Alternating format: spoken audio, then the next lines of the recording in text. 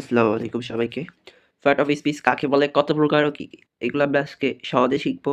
খুব ভালোভাবে শিখবো এবং মনে রাখার চেষ্টা করবো ইনশাআল্লাহ। পার্ট অফ স্পিচ হচ্ছে সেন্টেন্সে বাক্যের অংশসমূহ। তো সেন্টেন্সে বাক্যের অংশসমূহ হচ্ছে পার্ট অফ স্পিচ। সেন্টেন্সে ব্যবহৃত প্রতিটি অর্ড বা শব্দ ভিন্ন ভিন্ন কাজে সাথে সম্পর্ক স্থাপন করে, বিভিন্ন সম্পন্ন করে। এসব কাজ অনুযায়ী সেন্টেন্সকে যেসব ভাগে ভাগ করা হয় সেগুলোকে পার্ট অফ স্পিচ বা ওয়ার্ড ক্লাসেস।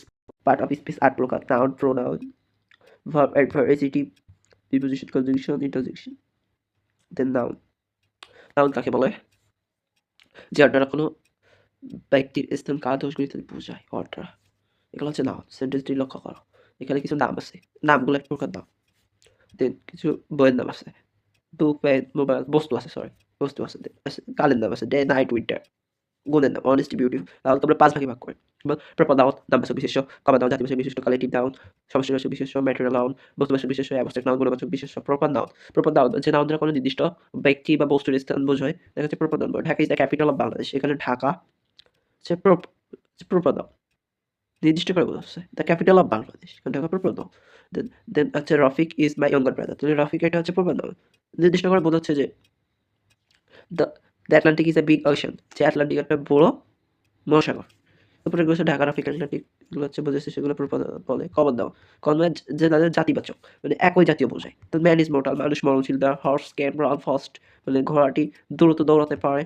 দ্য মেঘনা ইজ আ বিগ রিভার্স, মানে হচ্ছে মেঘনা অনেক বড় নদী। Birds fly in the sky, পাখিরা আকাশে উড়ে। উপরে এগুলোতে ম্যান, হর্স, বার্ডস এগুলো এক এক জাতীয় বস্তুর সাধারণ নামকে বুঝিয়েছে। নদী অনেকগুলো আছে, তার ভিতরে মেঘনা একটা নির্দিষ্ট করে বলছে সাধারণভাবে। Collective noun. কালেকটিভ নাউন হচ্ছে সমষ্টিবাচক বিশেষ্য। সমষ্টিবাচক বিশেষ্যে বলা হয়েছে যে নাউন দ্বারা ব্যক্তি, বস্তু বা প্রাণীর সমষ্টির নাম বোঝাবে, সেটা হচ্ছে কালেকটিভ নাউন।